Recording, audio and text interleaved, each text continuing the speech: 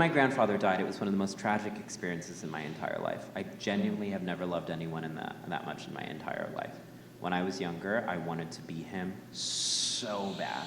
He was the pinnacle of cool. He was the Morgan Freeman God voice in my head. Because as a kid, he would read me children's stories. And so even before I had language, his voice was the authoritative language of God to me.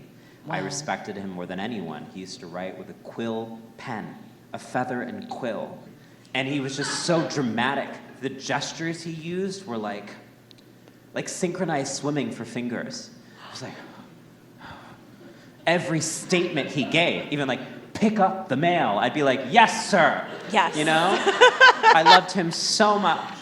And when he died, I felt like a part of me died. I felt like I couldn't function, like I didn't exist, like I felt so unmoored from the earth.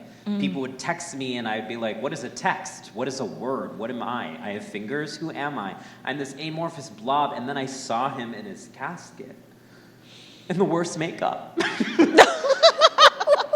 It's like, who is responsible? Tragic! Who did and I this? just saw all these hetero men so mad about men in makeup. Bitch, you're gonna die and be in makeup.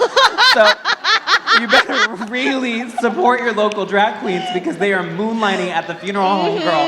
And if they don't get practice on the contour, you're fucked, you know? They need to be able to color match. These jokes are not distractions from the grief. My grandfather's favorite writer was a man named Franz Kafka, and Kafka once said, life has meaning because it ends.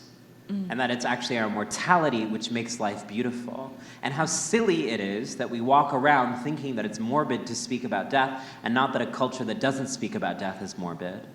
And so I knew that my grandfather had a delightful and delicious dark humor, and he would have wanted nothing more than for me to laugh.